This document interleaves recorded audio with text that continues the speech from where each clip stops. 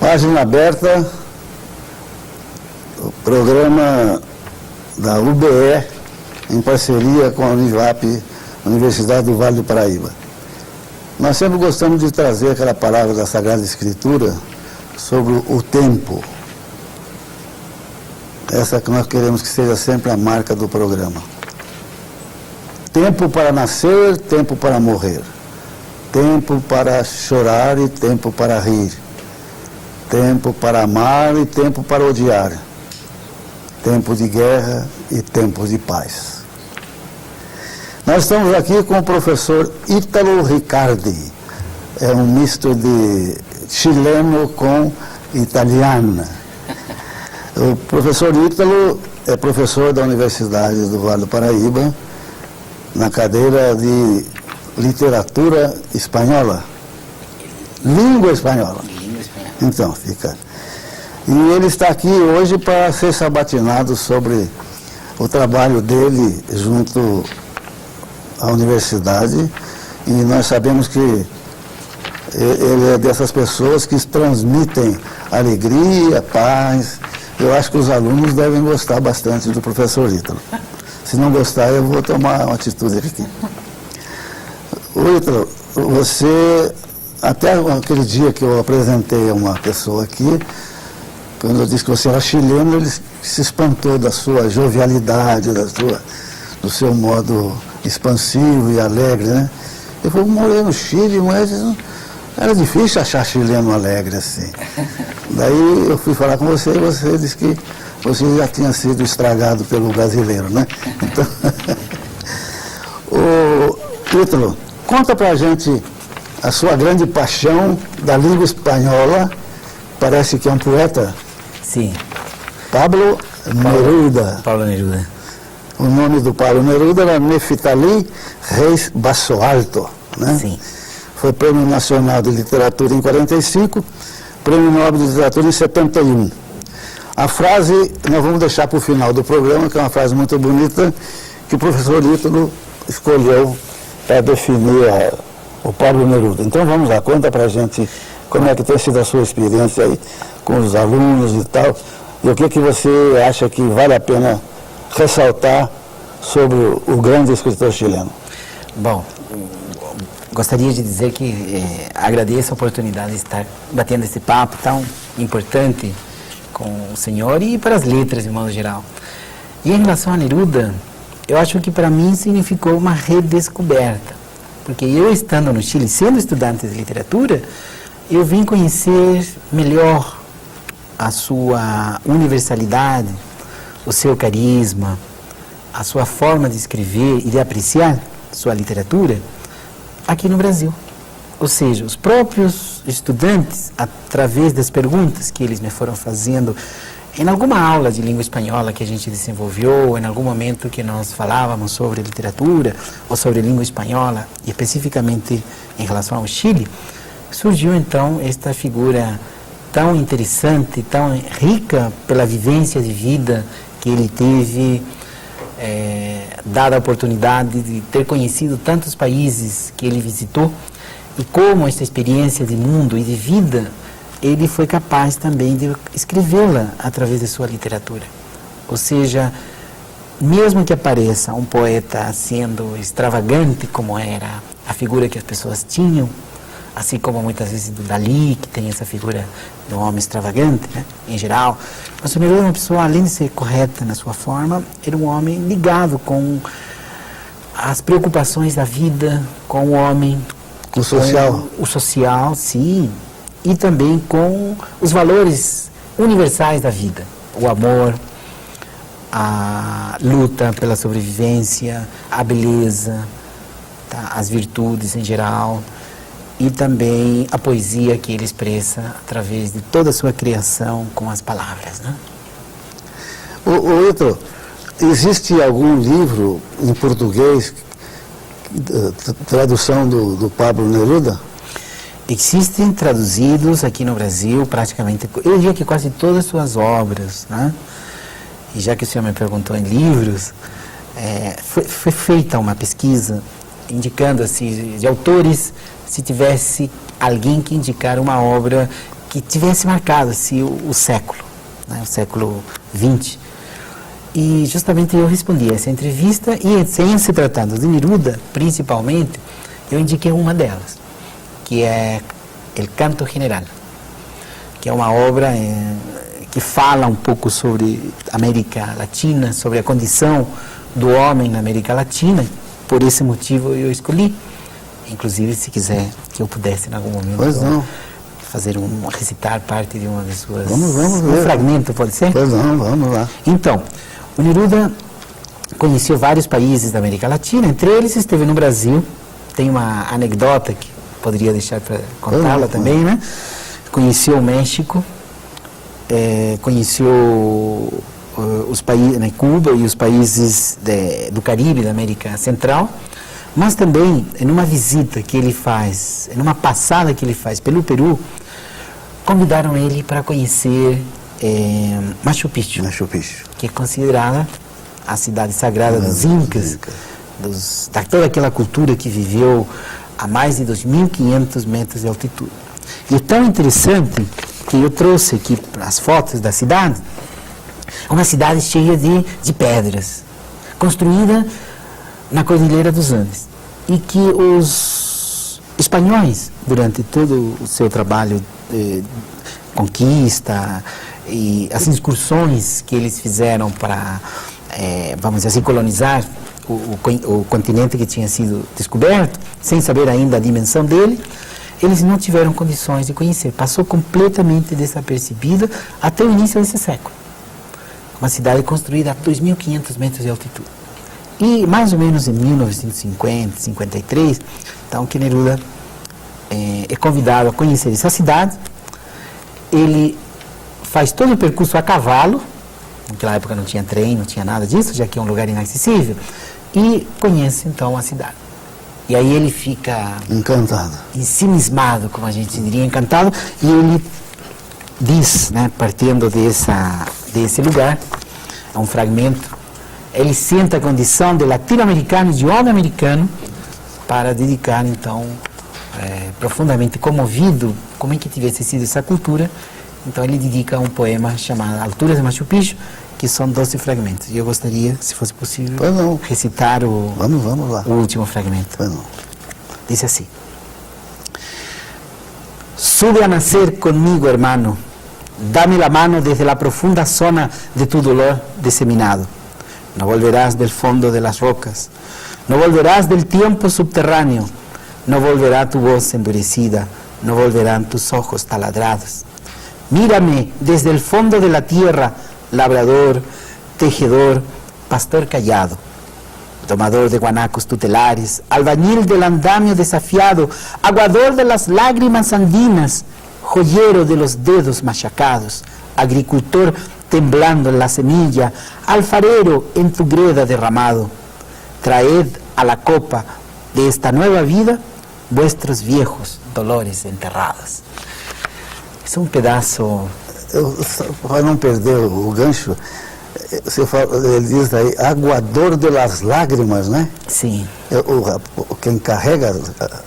Exatamente. Carregador das lágrimas. Exatamente. Né?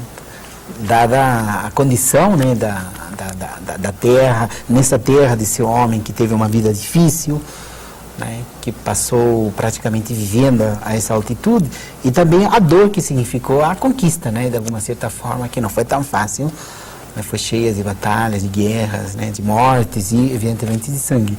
Mas também o que significa viver em uma condição, diria, onde as condições de vida foram precárias, né, onde a chuva era um elemento importante, a dor que se canta, a nostalgia que se sente, né. Pega essa parte do aguador e põe no português, assim, para que todo mundo possa entender aí.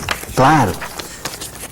Disse assim, aguadeiro das lágrimas andinas, joalheiro dos dedos machucados, agricultor tremulando na semente, oleiro em tua argila, derramado, trazei a taça desta nova vida às vossas velhas dores enterradas. Que beleza, hein, rapaz? Então, eu andei perdendo aí, o Neruda não é do meu Ceará, né? Não é do meu...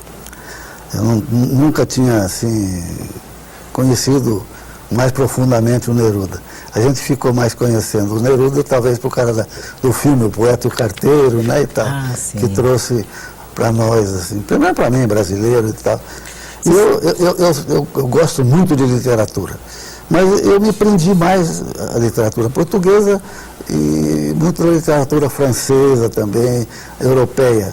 E o Pablo Neruda, eu sabia bastante, alguma coisa sobre ele, mas essa questão do Machu Picchu que você falou, eu nunca soube que ele tinha chegado lá e ele é um verdadeiro místico, né? O nosso Neruda, né? Místico, aventureiro. Mas são coisas assim que para mim, eu me prendo às vezes, viu, Ítalo? Eu leio um trecho, coisa bonita assim, que me diz, né, me diz muito. Sabe que eu não consigo ir até o fim do livro, rapaz? Eu paro e fico lá, né?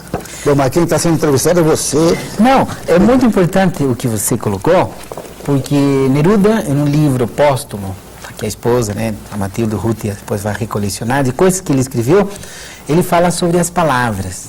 O que para ele significava nas palavras. Então, na verdade, ele brinca o tempo inteiro com as palavras. É aquele sentido que está atrás da palavra, pela posição, pela colocação, pelo ritmo, pela força que ele tem. E nós sabemos que o homem fala e que se comunica através de palavras. Então, quem tem contato com a palavra e vê na palavra uma dimensão, diria, de significado, de sentido, fica extasiado.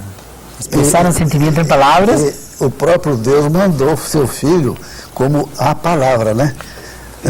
Oi, Ítalo. Verdade. Nós vamos, terminando esse primeiro bloco, vamos dar um pequeno intervalo e nós já voltamos para falar mais coisas sobre o Neruda e outras belezas que você trouxe aí pra gente. Ah, muito obrigado.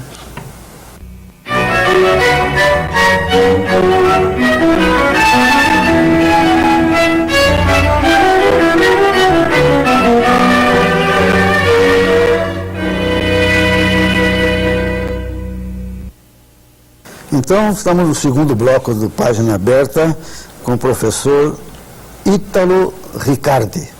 O Ítalo, há qualquer coisa de uma anedota, qualquer coisa ligada ao Brasil, com Neruda? Tem? Sim, e é muito interessante e tem a ver com o que a gente ensina, a questão da língua, né? Porque todo mundo diz assim, por exemplo, que português e espanhol são línguas muito semelhantes, né? Muito parecidas, mas também são muito diferentes. E não é que o Neruda cai também numa armadilha da língua? E é o seguinte, ele veio no momento em que o Brasil convidou com o Carlos Prestes, aqui no Brasil. Ele esteve no Anhembi, numa concentração. Ele ficou poucos dias, visitou o Brasil, inclusive escreveu algumas coisas sobre o Brasil. Infelizmente ele não chegou a conhecê-lo melhor, não teve a oportunidade de se adentrar melhor, eu diria, na cultura e também no país continental como é o Brasil. Mas a anedota é a seguinte, diz que o Carlos Prestes agendou um horário para eles se encontrarem, para conversar melhor entre eles. E você sabe que os dias da semana em espanhol e em português são diferentes. Muito. Em português você tem segunda, terça, quarta, quinta, sexta-feira. Sábado e domingo é igual em espanhol. Em espanhol nós temos lunes, martes, miércoles, jueves e viernes. E não é que o Neruda se enrolou por causa dos dias da semana? Diz que eles marcaram num determinado dia e todo mundo esperava que o Neruda viesse. E Carlos Prestes estava esperando, aguardando. Diz que o Neruda estava numa praia, desfrutando da paisagem, estava na companhia, ou estava muito bem acompanhado, visitando o lugar. E ele estava tranquilo, passou todo o dia na praia, né, desfrutando dessa oportunidade que ele teve. E todo mundo procurando, e onde está, por que ele não veio, aconteceu alguma coisa, ficou doente, etc, né, não pode vir e tal. E aí dizem que ele deu a explicação, que realmente quando ele agendou o horário para vir, falaram, né, segunda, terça, quarta-feira, e ele marcou no dia que achou que deveria ser, infelizmente marcou errado. Se confundiu por causa dos dias da semana. Ficaram esperando uma tarde toda e ele não pode comparecer. E vai lá a gente pensando que portunhol é muito fácil, né? Mas tem coisas que são completamente diversas, né? É verdade. Conta mais alguma coisa pra gente aí, da sua experiência com seus alunos. O que eles... Se eles também se entusiasmam assim, porque a gente vê... Porque você transmite... Você é o professor que faz com que a gente queira conhecer o autor, né? Muito obrigado. Isso é uma coisa inata, é uma coisa que a gente percebe em você, todo o seu modo de cativa as pessoas com esse entusiasmo que você falando de uma obra, eu vou querer ver, puxa, isso aí deve ser muito bom. E é verdade. Tem, por exemplo, na sala de aula, com os alunos que estão se formando para serem professores de espanhol, e aproveitando, como um autor como Neruda, que talvez eles não conheceram, os conhecem de referência, talvez pelos poemas de amor que Neruda escreve na sua primeira parte da vida, né? 20 poemas de amor, né? E uma canção desesperada. Né? Sim. Inclusive eu recomendo para os alunos, as pessoas que gostem, o poema 15, ou o poema 20, que são os grandes, né, que normalmente são citados. Mas na sala de aula chamou a atenção um trabalho que os alunos fizeram de finalização de curso, voltado para o universo das odes elementares. E a ode é muito interessante porque o Neruda praticamente ele falou de todas as coisas que nenhum autor falaria ou chamaria atenção para escrevê-la e transformá-la em um poema. Então ele tem uma ode, por exemplo, às meias, tem uma ode ao crânio, tem uma ode ao dicionário, ao mar, aos pássaros, à abelha, né? Ao tomate, à maçã. Esse é muito interessante, que os alunos gostam muito. A ti, manzana, quero celebrar-te, llenándome con tu nombre la boca, comiéndote. Siempre eres nueva como nada o nadie. Siempre recién caída del paraíso, plena y pura, mejilla arrebolada de la aurora, volvemos por un instante a ser también recién creadas criaturas. Aún tenemos algo de manzana.